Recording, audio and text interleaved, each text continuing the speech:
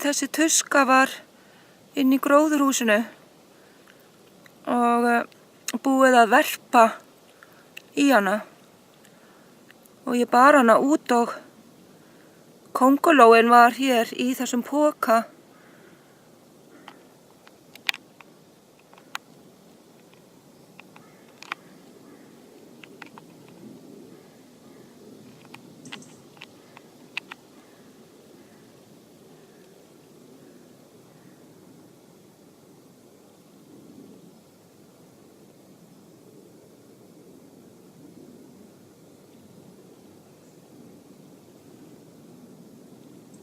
Og þetta eru ekki egg, þetta eru agnar smáar kóngulær.